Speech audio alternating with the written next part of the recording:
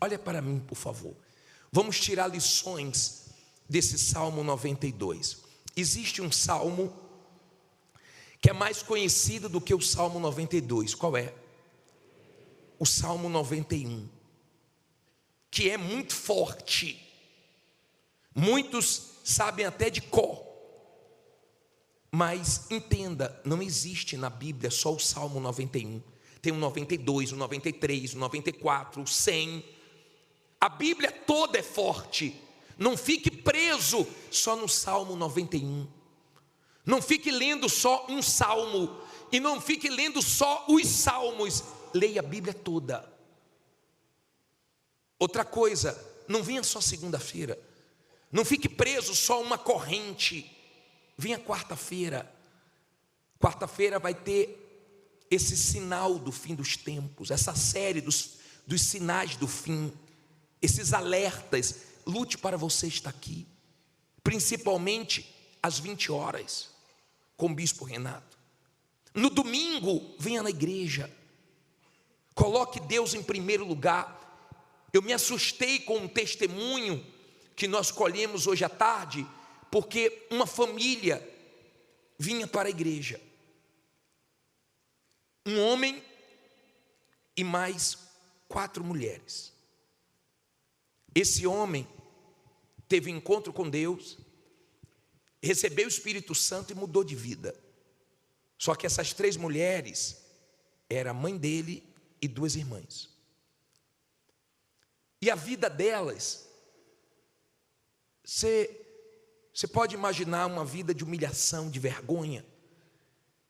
E a irmã dele falou hoje aqui o seguinte: toda vez que eu falava para o meu irmão, eu estou com dívida, meu irmão, não está nada dando certo. Meu irmão falava para mim assim, ó, você tem que buscar o Espírito Santo, você tem que colocar Deus em primeiro lugar, você tem que priorizar Deus, você tem que parar de ficar vivendo em função de dinheiro, tem que parar de ficar olhando para o problema. E ela disse que dentro dela, ela não aceitava. E ela falava assim: será que o Espírito Santo vai pagar minhas dívidas? Será que o Espírito Santo vai colocar comida na minha mesa? E enquanto ela rebatia, enquanto ela não aceitava, enquanto ela não valorizou o Espírito Santo, a vida dela não mudou. O dia que a ficha caiu, as 3 agora estão andando para frente. Mas depois que recebeu o Espírito Santo, enquanto não colocou ele em primeiro lugar, ele resistiu. Aprenda a valorizar Deus. Tenha Deus em primeiro lugar. O meu sonho é ver todos vocês aqui domingo. Eu ainda vou ver. O meu sonho é ver você valorizando o Espírito Santo, priorizando Ele, priorizando a sua salvação. Você sabe a diferença do dinheiro para o tempo? Dinheiro você sabe quanto tem. Tempo nós não sabemos quanto ainda vamos ter pela frente. E nós estamos vivendo o final dos tempos. Então priorize a sua vida espiritual. Domingo esteja aqui. Assim como você não deve só ler o Salmo 91, não venha só segunda. Domingo o Bispo Adilson vai estar 7 da manhã, Bispo Renato Cardoso 9:30 da manhã, e nós vamos estar, se Deus permitir, às 18 horas na vigília pela sua alma. Em um dos 3 horários esteja aqui. Amém? Leve isso também para o seu trabalho. Não fique preso numa coisa só. Abra a visão, aprenda a inovar, aprenda a buscar coisas novas para o mercado. Abra seu entendimento para que Deus possa fazer coisas maiores na sua vida. Amém? Essa é a primeira lição que eu tiro do Salmo 92. Salmo que poucos já leram e é muito forte. Diz assim o versículo 1: bom é louvar o Senhor e cantar louvores ao teu nome, ó Altíssimo, para de manhã anunciar a tua benignidade e todas as noites a tua fidelidade, sobre um instrumento de 10 cordas e sobre o saltério, sobre a harpa com som solene, pois tu, Senhor, me alegraste pelos teus feitos, exultarei nas obras das tuas mãos. Quão grandes são, Senhor, as tuas obras. Olha para mim, por favor. Vamos tirar lições. Não olhe para a Bíblia agora não. Bom é louvar a Deus, É começar o dia pela manhã, ao invés de ficar reclamando, lamentando, murmurando, é começar o dia louvando. Eu começo o dia louvando todo dia. Experimente isso. Se você começar o dia louvando, adorando, agradecendo, ao invés de começar reclamando, você vai terminar o dia agradecendo a Deus pela fidelidade dele. É bom acordar louvando a Deus. Bom é louvar o Senhor.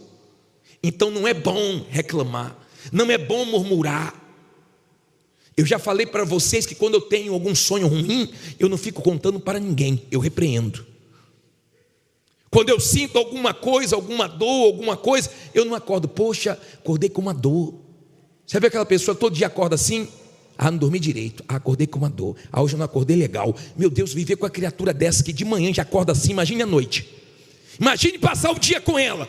Imagine passar um dia com a pessoa que 7 da manhã, 8 da manhã, 9 da manhã, mal acordou, mal abriu a boca, já está reclamando. Eu não aguento. Se eu convivesse com uma pessoa assim, eu ia ficar cálice. Eu não ia aguentar. Por favor, eu não aguento.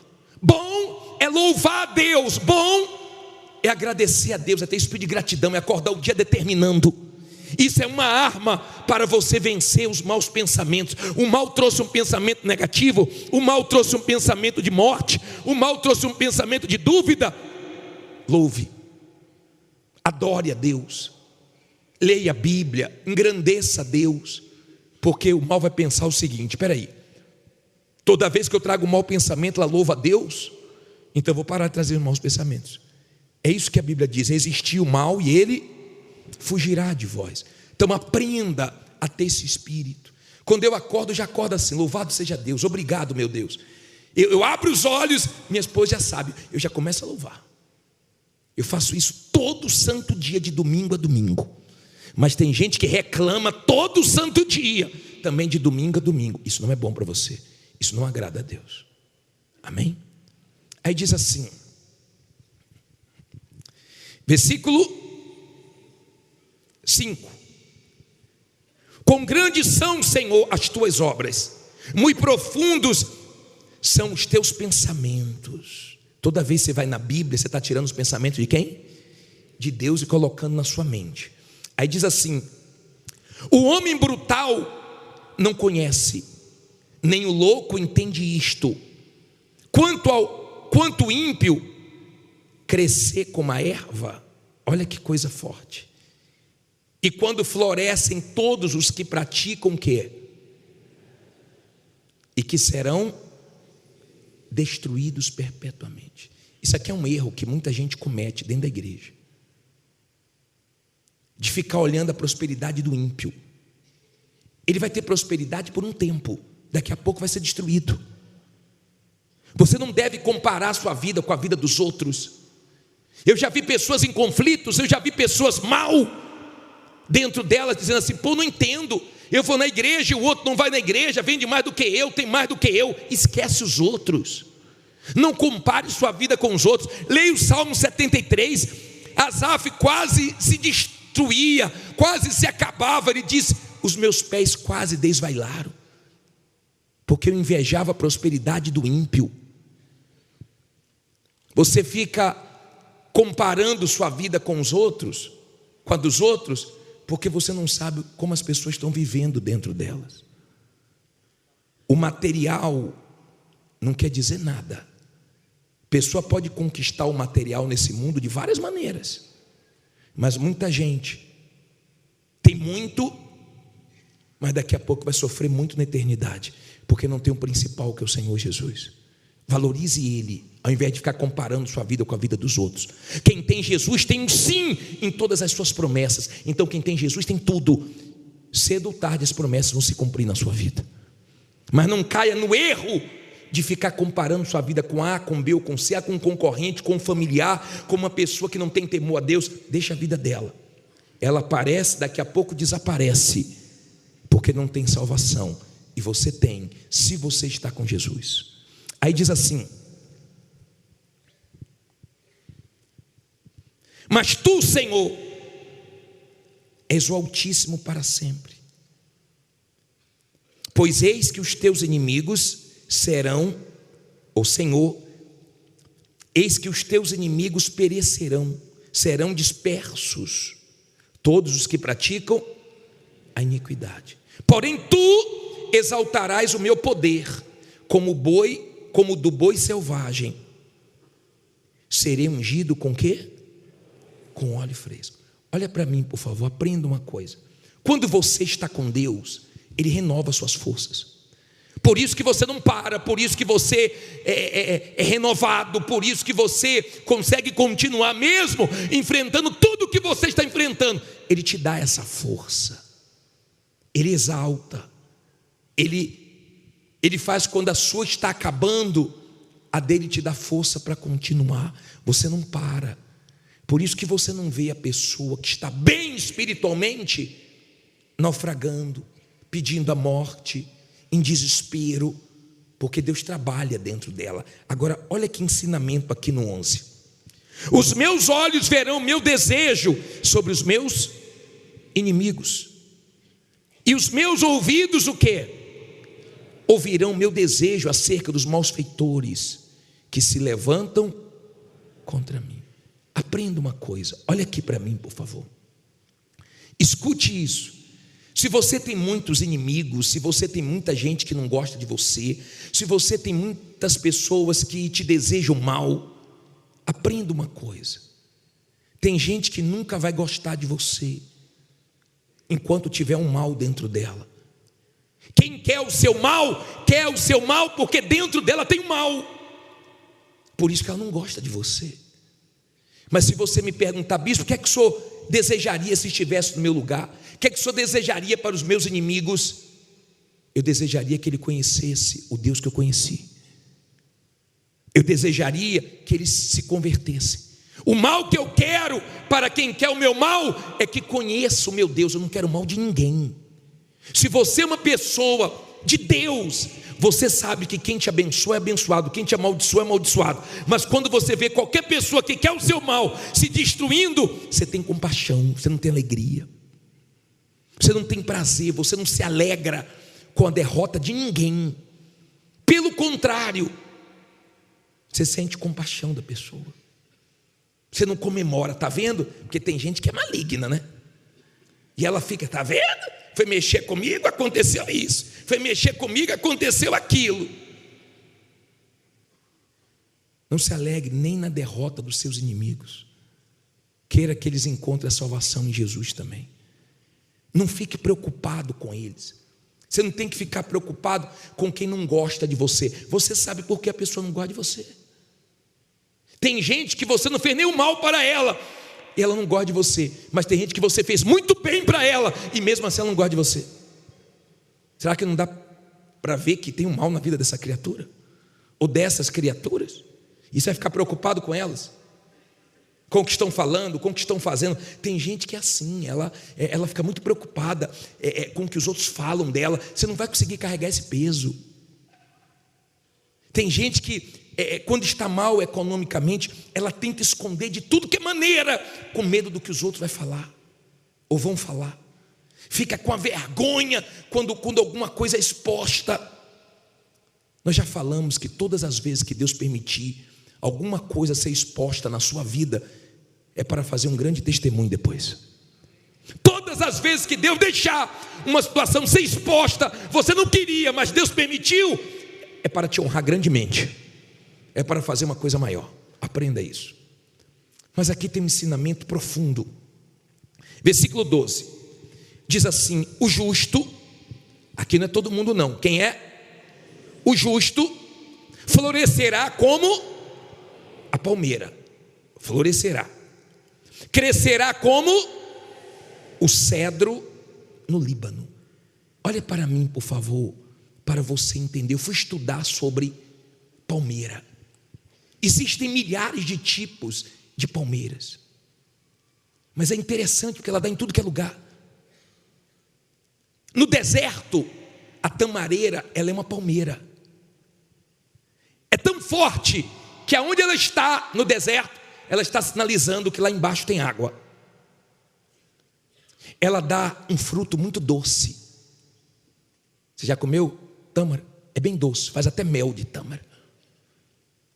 Quando você é uma pessoa justa, de fé, você é como uma palmeira. Você está vivendo situações amargas, mas você não fica amargo. Você está vivendo situações difíceis, mas para lidar com você é fácil. Você é uma pessoa que está recebendo mal, mas está saindo de você o que é doce, o que é bom. Então os problemas do lado de fora não te afetam, não afetam o seu casamento, a sua saúde. Não afeta a sua saúde, não afeta seu casamento, não afeta seu emocional. Ela continua verde, mesmo no calor, no tempo de sequidão, ela continua verdinha. Você sabe que tem gente que é fácil saber como ela está, né? Porque ela mostra. Se alguma coisa está mal, ela... Tem gente, se eu ficar lá na porta segunda-feira, eu já sei como é que foi a semana dela. Que ela chega...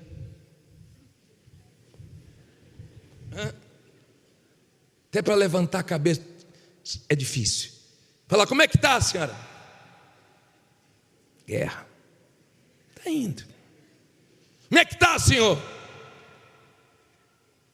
precisa nem falar. Mas tem gente que está tão verdinha que você não sabe o que ela está enfrentando. De repente agora passando os piores momentos, mas continua brilhando, continua forte, continua animada. Já viu aquela pessoa que você tentou animar ela e ela acabou te animando? Você já teve essa experiência? Eu já tive. E eu tive uma experiência dessa muito forte, que me marcou. Nós temos um garoto solteiro que ele vivia no crime. E esse garoto, ele fez coisas erradas no crime e foi preso e pagou pelo erro dele. E ele veio para a igreja, se arrependeu, teve encontro com Deus, recebeu o Espírito Santo, foi levantado obreiro e começou a ser pastor lá no Ceará. E ele foi transferido e foi lá para o Rio de Janeiro. E eu estava lá no Rio de Janeiro, eu já falei para alguns aqui. Talvez você já ouviu falar sobre essa história em alguma das reuniões que eu fiz. E ele foi lá para o Rio de Janeiro e estava numa igreja do interior. E a polícia chegou lá e falou, vim buscar fulano de tal. E me falaram, bispo, a polícia está aí. Diz que vai levar um pastor preso, um auxiliar preso. Por quê? Aí procurei saber o que aconteceu. Ele foi levantado no Ceará, deu testemunho no Ceará, só que tinha outro processo correndo além do que ele pagou. E esse outro processo ele não sabia. E eu liguei para ele e falei, rapaz, tem aqui uma situação da polícia, assim, assim, assim. Ele falou, bispo, se eu devo, eu me entrego. Realmente, eu falei, foi esse caso assim, assim, realmente eu estava lá. Não foi eu que agi, mas eu também estava lá. E se eu estou condenado por isso, eu não vou fugir. Se Deus me quer lá dentro, eu vou ficar lá dentro. O senhor pode ficar em paz. E aí eu peguei o advogado da igreja, levei ele na delegacia, ele se entregou. Tá bom. Pegou 12 anos de cadeia. Passou um ano e pouco, eu falei, eu vou no presídio hoje. Eu quero visitar ele, saber como é que ele está. E eu falei, eu vou dar uma palavra para ele. Minha esposa não podia ir comigo, era só um homem lá dentro. E eu peguei 2 pastores e levei comigo. E nós chegamos no presídio. Presídio, eu posso dizer, o mais difícil do Rio. Porque lá tinham as pessoas que foram expulsas das facções. E pedófilos, e só coisa pesada. E quando eu cheguei, o diretor me recebeu. E eu falei assim, eu vim aqui visitar fulano.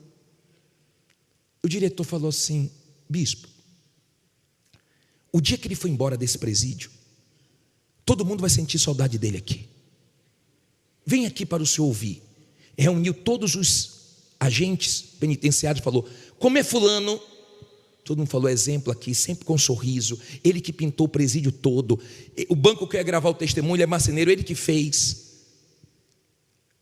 Aí o diretor chamou mais 3 agentes e mandou chamar o rapaz. E o rapaz entrou na sala, me deu um abraço. Pô, bispo, que alegria ver o senhor aqui. Falei, como é que você está? Ele falou, estou ótimo. Falei, você precisa de alguma coisa? Só tinta, para eu terminar de pintar. Aí ele falou assim, o senhor está vendo esse diretor? Falei, ai meu Deus. Falei, tô. O outro que estava aqui não deixava evangelizar. Eu orei a Deus para tirar, veio esse. Esse aqui sabe que ele está aqui porque eu orei por ele. Aí já deu, o diretor já olhou assim, já baixou a cabeça. Ele falou, esse outro aqui, ó, estava viciado. Eu ajudei ele, orei ele, largou o vício, entregou a vida a Jesus. Esse outro aqui ainda não. Eu já falei para ele, esse vício vai acabar te matando. E chega aqui mal, dá para ver no semblante dele, mas tem um coraçãozinho duro, mas nós vamos vencer essa batalha. Aí o agente baixou a cabeça. E ele foi, esse outro aqui se converteu, Jabes. Aí eu fiquei olhando assim. Aí eu falei, sabe quantos anos você pegou? Ele falou, sei, 12 anos, passa rápido. Eu falei, caramba, isso é fé. Ele vai casar agora. Ele vai entrar agora, 4 anos de pena por bom comportamento. Ele vai para o semiaberto. Nós não casamos ele lá dentro para que a esposa não tivesse a lua de mel lá dentro, esperasse ele sair. E agora que ele vai para o semiaberto, ele falou, bispo, deixa eu ficar de pastor aqui. Aqui tem 1.800 presos. Eu cuido deles aqui. Se Deus me quis aqui, agora eu entendi porque Deus não permitiu eu saber desse processo, não ser preso no Ceará, porque Deus queria ajudando eles aqui. Eu saí do presídio e falei, meu Deus, eu vim dar força para ele. Eu vim animar ele. E eu saí impactado. Ele falou, bispo, nós vamos ganhar muitas almas. Isso aqui, quando apaga as luzes à noite, isso aqui é uma benção. Fiquei chateado no outro presídio que eu passei, porque me botaram na sala dos crentes. Para que eu vou ficar na sala dos crentes? Tem um bocado de gente se suicidando aqui, um bocado de gente desesperada aqui, viciada. Eu quero um lugar dos perturbados para poder ajudar eles. Que fé, rapaz. Que fé. E vai casar agora. Eu ia até mostrar a foto dele para vocês, mas deixa ele sair para mostrar. Vamos fazer uma matéria depois legal com ele. Que fé. Errou, fez besteira, mas se consertou. Deus é Deus que dá chance para a pessoa recomeçar. Mas está florescendo. Não perdeu o brilho, a situação não ofuscou. Não é uma pessoa amargurada, não é uma pessoa deprimida, não é uma pessoa que deixou a situação abater ele. É como uma palmeira. Enverga, mas não quebra. Dá frutos. Está com paciência, está com confiança, está com esperança. Olha o que ele disse: o justo será como a palmeira e como o cedro de quê? Do Líbano. Você já pesquisou sobre o cedro? É interessante, porque nos primeiros anos o cedro cresce para baixo e só aparece uma pontinha com alguns centímetros, mas ele vai fundo nas suas raízes. Nos lugares rochosos, aonde as outras plantas param, as raízes do cedro continuam. Elas continuam, elas vão fundo, elas são fortes nas suas raízes, mas depois, quando elas começam a crescer, elas chegam de 20 a 40 metros. Você já parou para ver o tamanho do templo? Já olhou lá fora? São 50 metros, ela fica quase o tamanho do templo. Elas ficam com 2 metros de largura. Elas aguentam as ventanias, elas aguentam as dificuldades, elas aguentam o tranco, porque tem raiz. Nós não gostamos de investir na base. Quando foi construído esse templo, eu vinha muito aqui. E milhões e milhões e milhões, e cadê essa obra, meu Deus, que só gasta? Mas era para fazer uma base forte, para depois construir esse prédio com segurança. Deu para você entender? Nós gostamos de ver logo a obra. Quando você vê uma casa construída na areia e uma casa construída na rocha, fora é tudo igual. Mas quando vem o vendaval, então uma cai e outra fica de pé. Quando você é como o cedro do Líbano, tem pedreiras pela frente, tem rochas pela frente, mas você tem fé em Deus, você não para. Você não para, mesmo sem ver sinais, mesmo sem ver nada, mesmo vendo tudo contrário, você continua crendo, por causa da sua fé. Então você pode não crescer rápido, você pode não crescer da noite para o dia, mas você sabe que você vai crescer. E quando você começar a crescer, você não para mais igual o cedro. Amém? Olha que interessante, diz aqui para terminar. Diz assim: os que estão plantados na casa de quem? Do Senhor, florescerão nos átrios do nosso Deus. Na velhice ainda darão frutos, serão viçosos e vigorosos. Olha para mim, por favor. Tem gente que quem plantou ela na igreja foi Deus. Você sabe que tem plantinha que você tira da terra fácil. Com o dedinho você tira. Mas tem árvore que você não consegue tirar, não. É muito forte. Tem raízes, tem estrutura. Tem gente que é muito forte. A base dela com Deus é muito forte. Ela acorda com Deus, passa o dia com Deus, ela vive com Deus. Quando você quer conhecer uma pessoa, você conversa com a pessoa. Então a pessoa que quer conhecer mais a Deus, ela fica conversando com Deus, ela ora, ela busca conselhos, orientações, ela é forte, ela tem estrutura. Então ela foi plantada por Deus, ninguém tira, porque ela investe, não é para ficar mais fraca não, ela investe para cada dia ficar mais forte. Para ela estar na igreja é sagrado. Ela foi plantada na casa de Deus, onde ela vai dar muitos frutos. Foi Deus que plantou. Outros o mal tira, mas ela o mal não consegue tirar, porque foi Deus que plantou ela. Ela é plantada pelo Senhor, não é pelo homem, não é pela emoção, não é por uma bênção, é por um Deus. E não tem idade não, na velhice dá frutos, porque quando você é uma pessoa de fé, você não se troca por ninguém mais novo, porque Deus é com você. Agora olha que interessante o último versículo. Para anunciar que o Senhor é o quê? Ele é a minha rocha, e nele não há injustiça. Aprenda uma coisa, olha bem para mim agora e pegue essa última lição, por favor. Você não pode esperar 100% de nenhum ser humano, não dá. Você viu o testemunho falando? Apareceu uma agiota dizendo assim: vou te ajudar. Ele estava ajudando quem? Ele mesmo. Apareceu outro dizendo: eu vou te ajudar. Fez pior. Não espere 100% perfeição em ser humano nenhum. Você só vai encontrar 100% em Deus. Você só pode confiar, minha amiga e meu amigo, para não ser frustrado em Deus, porque ele é justo, Ele não é injusto, Ele não erra, Ele não falha. Quando Deus mandava o maná, Ele dizia assim: ó, não guarde para amanhã, porque amanhã eu vou mandar de novo. Quando guardavam, acontecia o quê? Apodrecia, estragava. Você já viu o cheiro das coisas podres? Quando alguma coisa está podre, quando você não joga um lixo fora, quando alguma coisa apodrece, você fala assim: tem alguma coisa podre aqui, está cheirando mal.